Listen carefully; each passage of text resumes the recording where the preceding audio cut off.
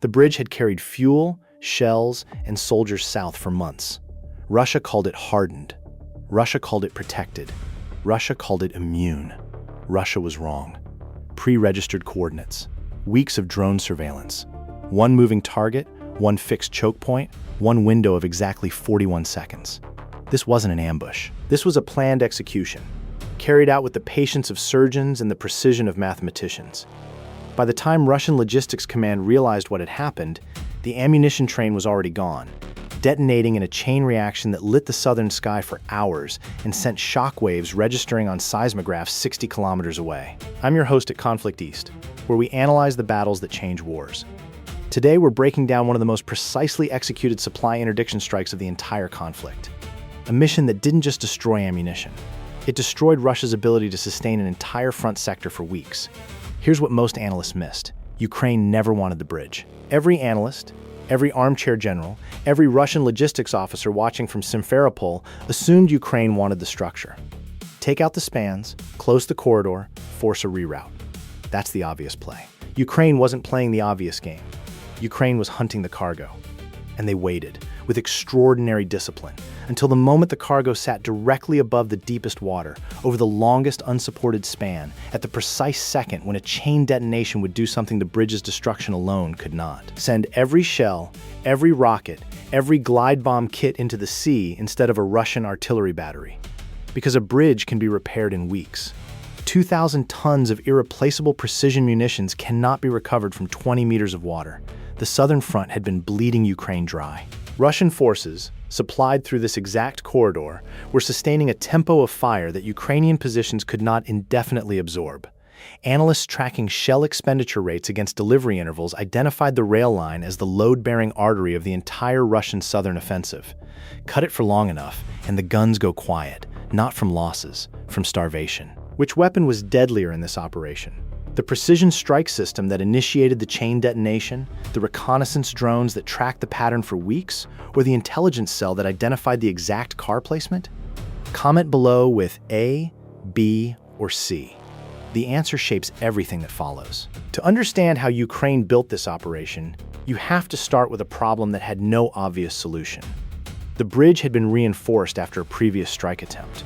One that failed not because of poor execution, but because Russian countermeasures had evolved faster than expected. Electronic warfare assets stationed on patrol boats below the bridge were actively jamming GPS-guided munitions on approach vectors within 30 degrees of the structure's axis. Thermal imaging systems on the northern bank could detect inbound drone signatures at ranges beyond 8 kilometers in clear conditions. And the air defense umbrella, layered S-300 batteries positioned to the northeast and northwest, meant any conventional aircraft strike required a suppression mission that would announce the attack hours before execution.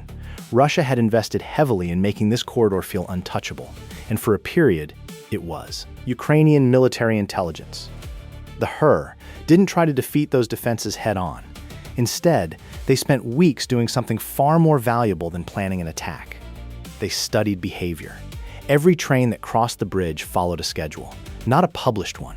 Russia wasn't advertising this, but a behavioral pattern that revealed itself through accumulated observation. Satellite imagery passes captured departure times from the marshalling yards to the north. Signal intelligence tracked the communication bursts that preceded each movement. Ground-based observers positioned in coordinated networks logged the intervals between departures, the speed profiles, the loading signatures visible through thermal optics. 3 analysts working independently reached the same conclusion. The most heavily loaded consist, identifiable by its slower transit speed, its lower suspension profile, and the distinctive electromagnetic signature of its specialized cargo, crossed the bridge at approximately the same time within a window of plus or minus 14 minutes, on a cycle that repeated with remarkable consistency. The pattern wasn't an accident. Russian logistics doctrine, inherited from Soviet-era rail management, optimized for throughput efficiency. Moving the heaviest loads during predictable low-traffic windows reduced scheduling conflicts. It was rational. It was systematic. It was, ultimately, fatal. Because Ukraine's targeting cell wasn't looking for a bridge. They were looking for a timetable. Stay with me. What happens in the next 18 minutes of this reconstruction destroys not just a train, but Russia's entire southern supply calculus for the following month. The strike package Ukrainian planners assembled was elegant in its restraint. No massive multi-system coordinated attack that would trigger Russian early warning protocols and potentially abort the mission. Instead, a precisely sequenced engagement built around 3 distinct components, each assigned a specific role in a choreography that had to work within a window measured in seconds, not minutes. The first component was reconnaissance and terminal guidance. A Ukrainian drone unit operating under electronic silence protocols positioned 2 long-endurance ISR assets: intelligence, surveillance, and reconnaissance platforms, in loitering patterns designed to exploit gaps in the Russian radar coverage envelope. These weren't the small commercial quadcopters that dominate footage from ground-level engagements. These were fixed-wing platforms capable of sustained flight at altitudes that kept them above the effective ceiling of man-portable air defense systems while remaining below the engagement threshold of the larger radar-guided systems focused on higher-altitude threats. Their job was timing confirmation and terminal targeting update. When the train entered the bridge, these platforms would transmit a real-time position fix that would allow the strike system to update its aim point in the final seconds before impact. Not where the train would be based on projected speed, where it actually was. The second component addressed the electronic warfare problem directly. Ukrainian EW specialists had mapped the jamming patterns from the patrol boats below the bridge over multiple observation cycles. The jammers weren't omnidirectional. They prioritized the threat axis most likely to carry inbound munitions. By approaching from a vector that placed the jamming lobes at their weakest overlap point, and by using a munition with an inertial navigation backup capable of maintaining accuracy through periods of GPS denial, the attack geometry could thread the coverage gap. This required not just a technical solution, but precise positioning of the strike asset, which meant the launch platform itself had to be pre-staged in a location that permitted the correct approach geometry while remaining outside Russian radar coverage. The planning cell spent 4 days modeling approach corridors before finding one that satisfied all constraints simultaneously. The third component was munition selection. Ukrainian planners chose not to rely on a single strike. The primary weapon was a precision-guided munition optimized for the initiating strike, designed to penetrate the cargo cars carrying the most sensitive and energetically dense material before detonating. The physics of what follows a successful initiation were the true weapon. The 152 mm artillery shells stacked in those cars don't burn. They detonate sympathetically, each initiating the next in a cascade that multiplies the energy release by orders of magnitude beyond any single warhead. The glide bomb kits, compact, packed with high explosive components, would add to the cascade. The Grad rockets, with their propellant charges, would ignite and fire randomly in all directions before their motors burned out. A 2,000-ton mobile ammunition depot, initiated from the inside, produces an explosion that engineers classify in the same energy release category as small tactical nuclear effects. Without the radiation, but with an overpressure wave and fragmentation pattern that destroys everything within several hundred meters and damages structures at ranges exceeding 2 kilometers. Russia had inadvertently concentrated enough explosive energy on that bridge to guarantee its own catastrophe. Ukraine just needed to provide the initiating spark. How many vehicles, including rail cars, supporting logistics trucks at the marshalling yards, and response vehicles destroyed in the aftermath? Did Ukrainian assessment confirm as total losses? A, 23, B, 38, C, 50 or more? Answer at the end of this breakdown. The night of the strike was not calm. It was never going to be calm. The operational window that Ukrainian planners had identified fell during a period of elevated Russian activity, with additional air defense radar emissions suggesting the corridor was under heightened alert status. Someone in the Russian logistics chain had perhaps sensed a pattern, not enough to cancel the movement, but enough to add additional surface patrols and increase the scanning frequency of the radar systems covering the northern approach. This was the first obstacle the strike package encountered. The loitering ISR platforms detected the additional patrol activity 40 minutes before the train was due. The mission controller faced a decision point: abort and wait for a subsequent window. With no certainty of when that window would come, and with the knowledge that Ukrainian ammunition supplies on the southern front were running short. Or adapt the approach geometry in real time, accepting the reduced jamming gap while trusting the inertial navigation backup to maintain accuracy. The controller chose to proceed. The approach vector shifted 6 degrees north, adding 4 seconds to the terminal flight time and moving the impact point prediction 7 meters forward of the original aim point, which, given the train's actual position when the strike initiated, turned out to be exactly where the most concentrated cargo section sat. An adjustment made under pressure, under threat, with incomplete information produced a more precise result than the original plan. That kind of adaptive execution under constraint is what separates effective forces from merely equipped ones. The The train crossed onto the bridge at 2:17 a.m. local time. Subscribe to Conflict East if you want to understand how modern warfare actually works. Not the headlines, not the propaganda, but the mechanics, the decisions, and the physics that determine who wins and who loses. The ISR platforms transmitted the confirmation signal. The train was on the bridge. Speed: 42 kilometers per hour, slightly faster than the projected profile. The crew perhaps eager to clear the exposed span, perhaps following a schedule pushed forward by the alert status. The strike system's terminal guidance processor ingested the update, recalculated impact timing, and transmitted the adjusted release authorization. The launch had occurred 11 minutes earlier, from a position outside Russian radar coverage that permitted the approach geometry identified in the planning phase.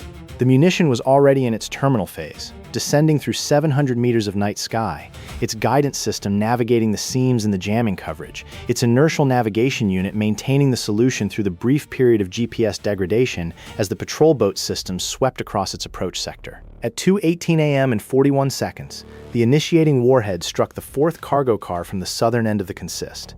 The car identified through cumulative observation as carrying the densest concentration of 152 mm artillery propellant charges.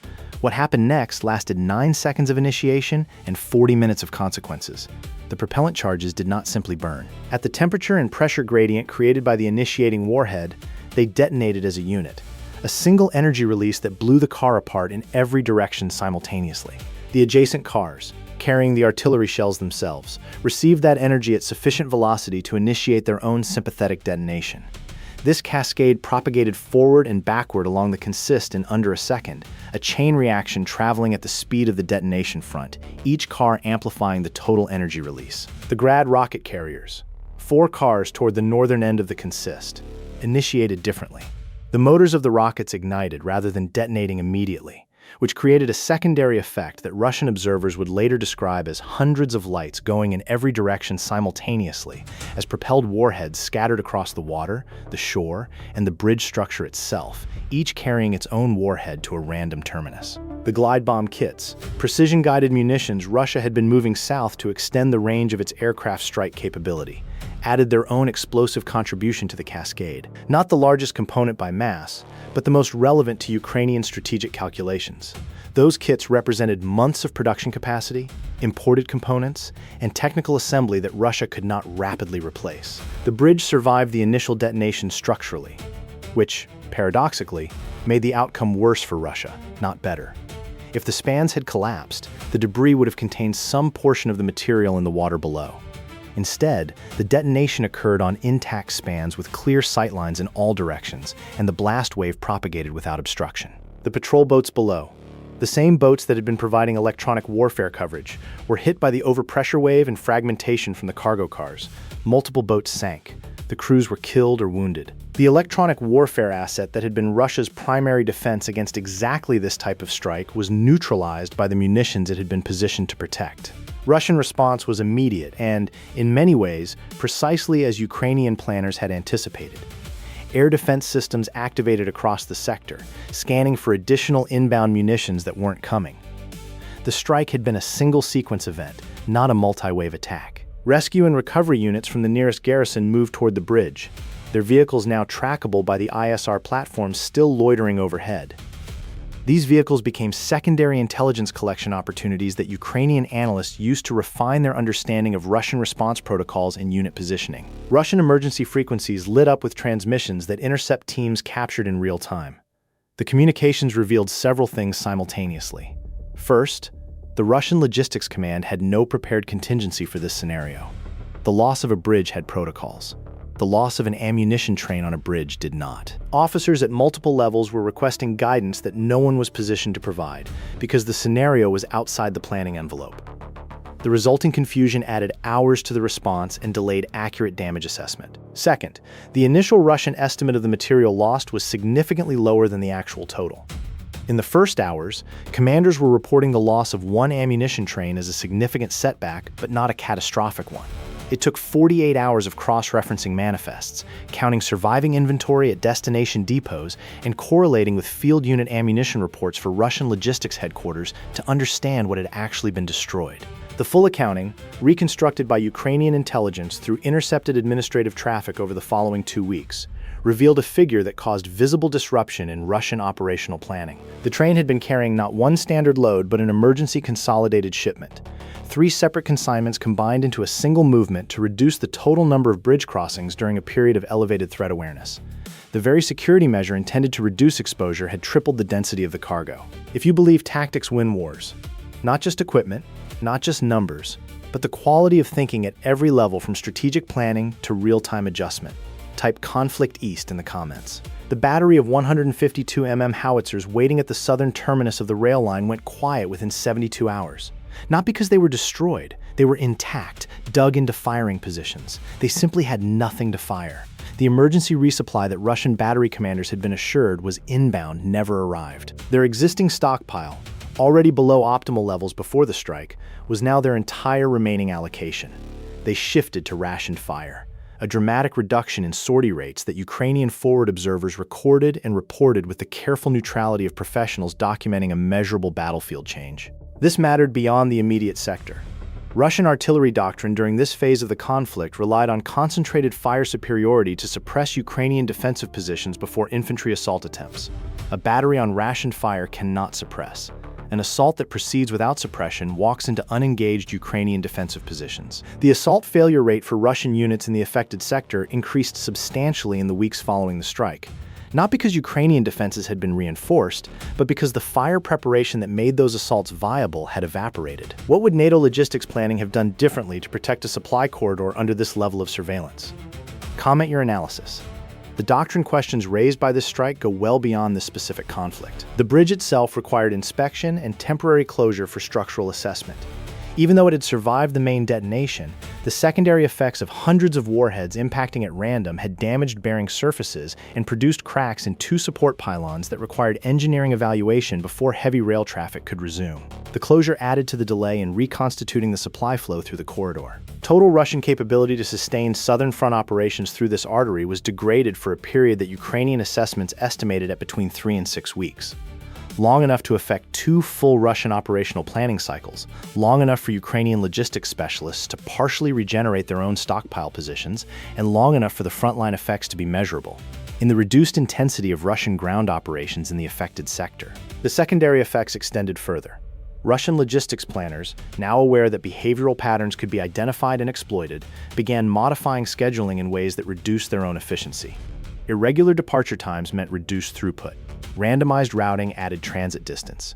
Decoy movements consumed rolling stock capacity. The security measures imposed after the strike cost Russia more in cumulative logistics efficiency loss than Ukraine spent on the strike itself.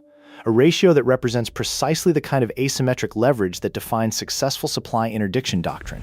The drone operators who provided ISR support for this mission flew their platforms through a window of elevated radar activity, adapting their loiter patterns in real time to maintain coverage without triggering detection. They didn't fire a weapon. They didn't destroy a vehicle. They provided the data that made everything else possible. Those operators represent exactly what Ukraine has built. A force that wins not through mass alone, but through the integration of intelligence, precision, and adaptive execution. Ukraine doesn't just use weapons. Ukraine invents new ways to fight. And in this operation, the most powerful weapon wasn't the munition that initiated the chain detonation. It was the patience. Weeks of disciplined observation, building a pattern map precise enough to predict a train's position on a bridge to within 14 minutes, then executing with the confidence that the planning justified. Real tactics. Real consequences. Conflict East. The lessons of this operation belong to the entire study of modern logistics warfare, and they're blunt. First, supply corridors are only as secure as the behavioral patterns of those who use them. Predictability is a vulnerability. Russia's adherence to efficiency-optimized scheduling, rational in isolation, lethal in a contested ISR environment, transformed a logistical strength into a targeting signature. Second, the value of a strike is not measured in the cost of what was destroyed. The cost of the munitions on that train, the patrol boats, the support equipment, represents a certain figure. The cost to Russia in degraded fire support over the following weeks, reduced assault capability, increased logistics expenditure on security measures, and the operational opportunities that Ukraine exploited during the resulting quiet period represents a far larger figure. That ratio is what strategists mean when they discuss the leverage of precision interdiction. Third, Defending supply corridors requires not just physical countermeasures, but behavioral discipline. No amount of air defense coverage compensates for a predictable schedule if an adversary has the patience and the ISR capability to observe long enough to identify the pattern. Now, the answer to the quiz from earlier in this breakdown. The correct answer is C, 50 or more confirmed total losses. Ukrainian battlefield damage assessment, corroborated by satellite imagery analysis and intercepted Russian administrative communications, confirmed the destruction of the primary train consist 41 cars, along with 4 patrol boats providing electronic warfare coverage, 11 logistics vehicles that responded to the explosion site and were damaged or destroyed by secondary detonations, and 7 rail maintenance vehicles that were in the immediate area when the chain detonation propagated. The combined material loss across all categories exceeded 50 individual vehicles and watercraft. The figures for B and A represent partial accounting. The first-hour Russian estimates that didn't include the patrol boats and response vehicles in the total. Now, 3 questions to think through. Was the decision to consolidate 3 separate consignments into a single high-density shipment made to reduce bridge crossing frequency the right tactical choice given the threat environment at the time? Reasonable logistics officers could defend that decision with the information they had? Could Russian electronic warfare assets have been repositioned to defeat the specific approach geometry Ukraine exploited? The seam and coverage that the strike package navigated was a function of the patrol boat's placement relative to the bridge axis, a placement that served multiple functions simultaneously. Changing it to close the seam would have reduced coverage elsewhere. What would you have done differently? Not just in defending the corridor, but in planning the strike itself. Were there lower risk approaches that would have achieved comparable results? And what does your answer reveal about how you think about the relationship between patience and precision in modern warfare? Subscribe to Conflict East, because we break down the battles that textbooks will study for decades. The bridge corridor is quieter now. The wrecks of the patrol boats lie in the shallows below the spans. The crater marks where cars separated from the track have been filled and reballasted, the rail surface restored to operational status. Traffic moves again. But the shells that were on that train are at the bottom of the sea. And the Russian artillery crews who were waiting for them spent weeks counting what they had left, rationing fire they couldn't replace, watching assault timelines slip while logistics officers filed damage reports in language that tried to make catastrophic loss sound manageable. The bridge endures. The cargo does not. That is the lesson. Modern warfare punishes tactical mistakes without mercy. Stay vigilant.